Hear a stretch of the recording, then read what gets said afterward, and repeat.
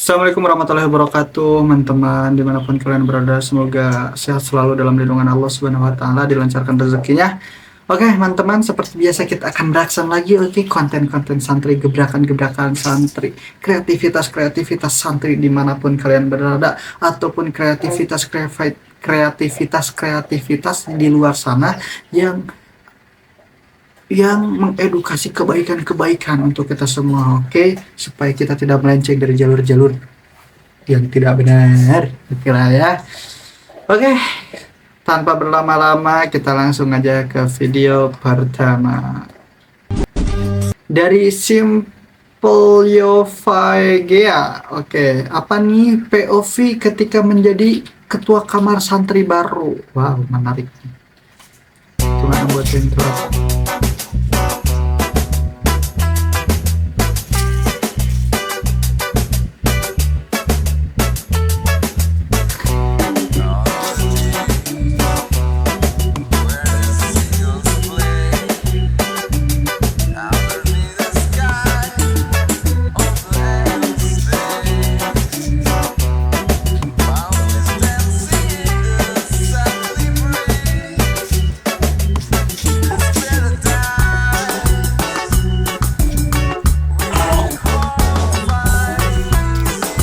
Wow, ya betul.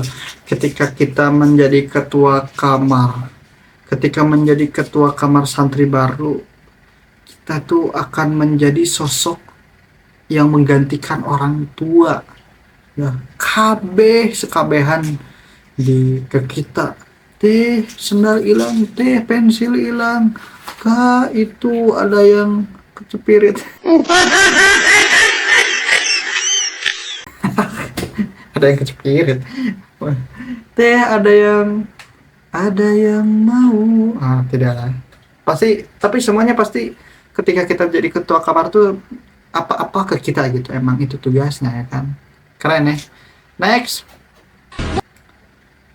dari Nisa underscore kak coy, yudisium terbit pasal saja Ponorogo. Waktu bagaikan promo belanjaan, ada expirednya. Jadi sebelum promonya habis, your time is now. Apapun yang terjadi, tetap utamakan pendidikanmu. Karena gaya dan style bisa ditiru, tapi kecerdasan, mindset, dan wawasan tidak bisa di copy paste. Waktu bagaikan promo belanjaan. Wah, keren nih. Waktu itu bagaikan promo belanjaan, ada expirednya. Dan waktu kita tuh emang beda-beda nih kawan-kawan ya. Usia kita berbeda, berarti waktu kita tuh berbeda. Kapan kita meninggal, kapan kita akan sakit, kapan kita akan selesai dengan masa kehidupan ini, oke? Jadi gunakan waktu sebaik-baiknya. Kalau tadi si tetehnya gunakan seterbaik mungkin dengan pendidikan, oke. Saya kasih tahu. Kalau mindset aneh nih ya. Tidak semua pendidikan harus dilakukan di sekolah, di kampus, dimanapun ya.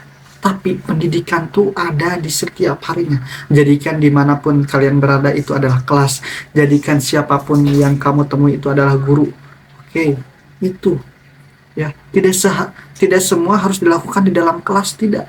Ilmu yang paling penting adalah ilmu kehidupan untuk kehidupan berikutnya gitu. Oke. Salah satu mindset yang saya dapatkan di pondok itu ketika gini loh, ilmu tenang tuh mahal. Banyak hari ini orang yang berpendidikan, banyak sekali sekarang orang yang berpendidikan, tapi mereka tidak bisa setenang kita ketika menghadapi masalah. Oke, next, dari Darussalam Grapi, kita lihat apa nih.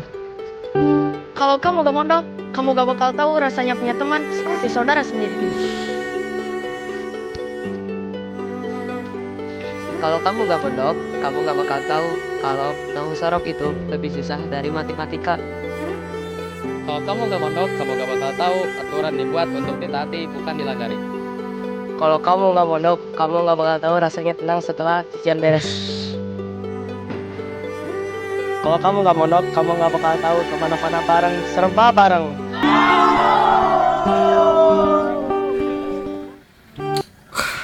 Lihat itu keren, itu loh, itu santri bro, Kalau kalian gak mondok, kalian gak bakalan tahu gimana rasanya punya teman seperti saudara sendiri. Yaps, aneh rasain itu.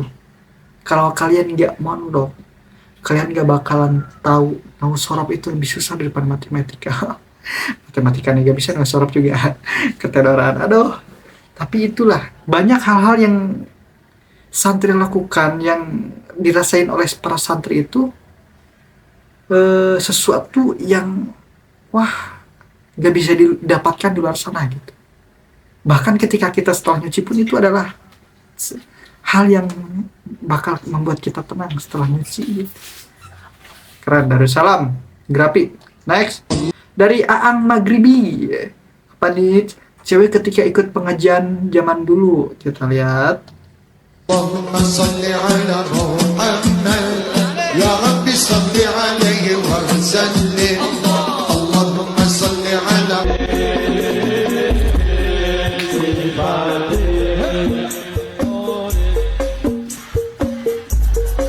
Mengkhawatirkan.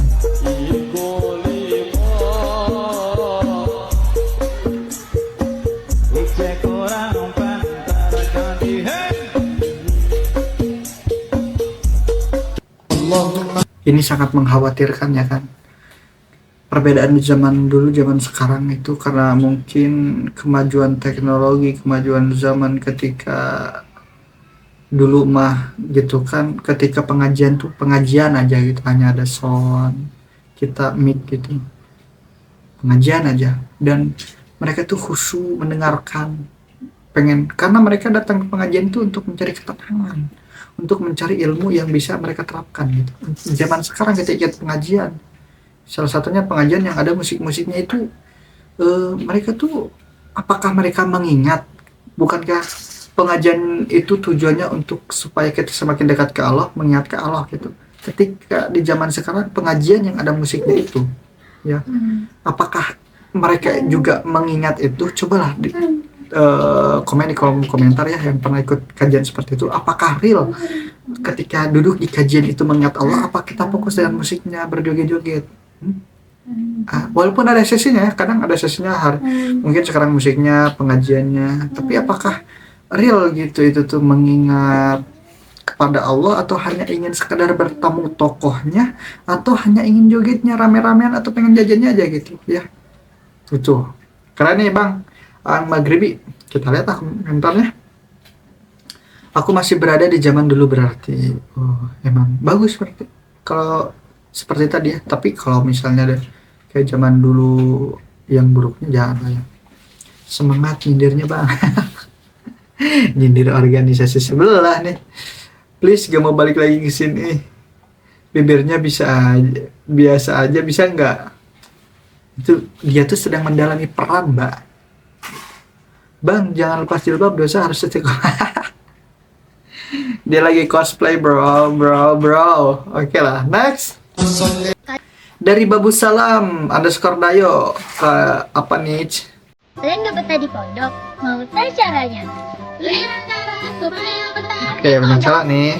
Yang pertama, jangan terlalu mementingkan keluarga dan rumah, karena itu bisa membuat kalian nggak betah. Tuh. Yang kedua, carilah kegiatan yang bermanfaat seperti mengaji dan murojaah. Dua. Yang ketiga, ikuti semua jadwal kegiatan yang ada di pondok. Tiga. Yang keempat, jangan suka menyendiri, carilah temannya banyak supaya kalian betah di pondok. Yang kelima, menentukan tujuan dan niat awal kalian masuk pondok. Oke. Itu 5 cara ya guys, 5 cara supaya betah di pondok tuh. Emang betul sih ya. Hilangkan pikiran-pikiran rumah, keluarga dulu ya. Di awal-awal nih, karena di awal-awal tuh masa-masa kita transisi nih. Aneh merasakan nih, aneh mau curhat dong nih. Aneh dulu mondok nih, nangis nih. Awal-awal mondok nih, nangis di kamar mandi. Sengaja itu dikocorin keran buat nangis doang. Buat nangis doang. Karena emang kalian rasain gak sih yang pertama awal-awal mondok nih gini, ketika di rumah kita terbiasa disiapkan oleh orang tua. Kalau aneh nggak tahu kalian yang biasa rajin itu, aneh mah agak males dikit ya kan. Dikit nih, pokoknya gitu lah. Biasanya dicuci piring sama orang tua, dicuciin baju sama orang tua, rumah bersih sama orang tua, bangun tidur tinggal makan, mandi, sekolah gitu kan. Tiba-tiba transisi ke pondok itu bleng, tanpa ada aba-aba, karena ini gak latihan dulu di rumah gitu. Tiba-tiba nyuci sendiri, ani suruh nyapu, suruh ngepel. Tiba-tiba makan, ada yang masak sendiri, ada yang enggak ya. Coba bayangkan, nyuci baju, nyetrika, ngelipat, wah serba sendiri. Oke, tapi itu masa-masa pasti ada masanya gitu ya, masa yang akan kita lewati gitu. Tapi wah kalau ada cerita sekarang malu nangis wae. Keren nih dari Bapak Sam, thanks. Kita next dari Rumah Quran Musawarah. Aku kira menghafal Al-Quran saja itu cukup. Oke, kita lihat.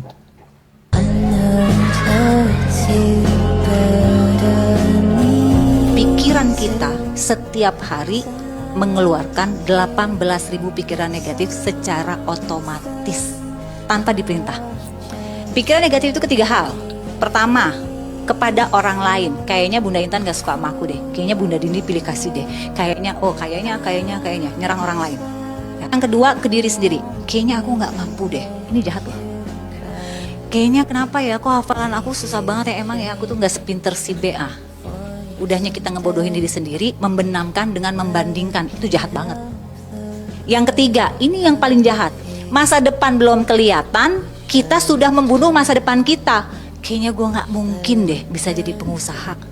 Udahlah gue mah gini-gini aja, gue mah paling ntar balik lagi ke kampung. Udahlah gue ngapain lah ngebantuin orang tua, udahlah gue gak mungkin gue.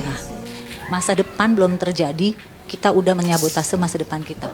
Padahal ingat ya, tubuh kita merespon atas apa yang otak perintah, betul nggak? Otak memberikan perintah atas pesan kolbu. Ilmu mahal nih. Kenapa kalian harus nyantri? Supaya kalian bisa dapat ini. Kalau kalian gak nyantri, tonton video ini aja, kalian dapat juga. Oke, itu. Ternyata aku kira menghafal Al-Quran saja cukup, ternyata ada ilmu lain gitu kan. Tapi di Al-Quran sudah dituangkan yang tadi itu. Oke. Ternyata kita tuh dalam sehari bisa mengeluarkan 18.000 pikiran negatif, kata citatannya, kata ustazahnya. Bayangkan ke orang lain, kita selalu mungkin hanya berpikir saja, tidak diucapkan, tapi hanya berpikir, oh dia mungkin dia suka, mungkin dia lebih memilih, mungkin untuk orang lain. Kedua untuk diri kita nih. Katanya gue gak mungkin, jangan membunuh masa depan kita gitu. Di hari ini kita tuh masih berusaha, kita tuh masih tahap kita ikhtiar gitu. Jangan lihat hasilnya dulu, karena kita belum kelihatan hasilnya. Kita ikhtiar dulu, baru ada hasilnya. Oke, begitu. Oke, next ya. Dari Destoni Deri, Ramadan, ateis versus Islam. Kita lihat. Jawab dengan logika. Oke, coba jawab. Ketika orang Islam berpuasa mengharapkan pahala, memangnya seperti apa bentuk pahala itu? Kalau saya mendengar, pahala itu terkadang berbentuk sebuah gunung yang besar, atau terkadang berbentuk angka yang berkali lipat.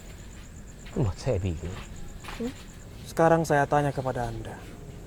Ketika Anda belajar suatu hal yang baru dan mendapatkan sebuah ilmu, menurut Anda, gimana bentuk ilmu itu? Ilmu itu memang tidak berbentuk dan tidak berupa. Tetapi ketika saya mempelajari sesuatu dan ilmu itu bermanfaat, itu akan saya rasakan suatu hari nanti. Itu Anda paham?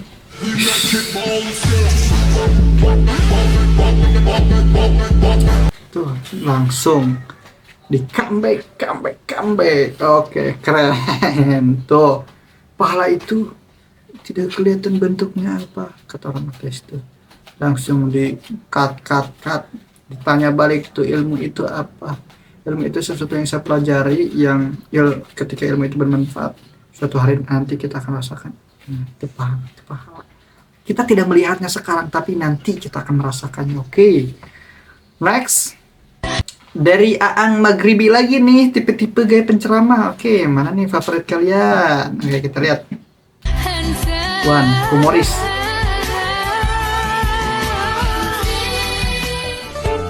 sambil peregang.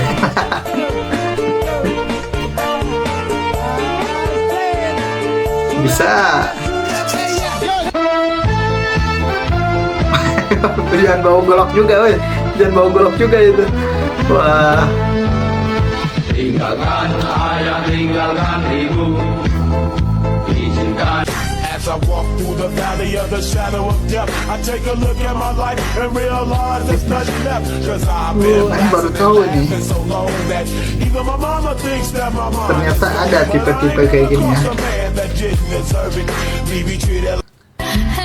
Aduh. Ini baru tahu tuh ada tipe-tipe kayak gitu ya kan. Oke lah ya, video ini yang terakhir.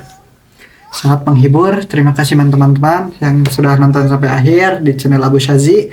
Jangan lupa di subscribe, subrek apalah itu namanya yang warna merah itu, di subscribe, dinyalakan tombol loncengnya supaya tidak ketinggalan video-video reaction yang lainnya. Oke, jangan lupa di share di komen-komen. Kalau teman-teman punya video lucu jangan lupa dikirim-kirim juga supaya kita banyak referensi, atau mau request reaction apa nanti kita coba lah ya.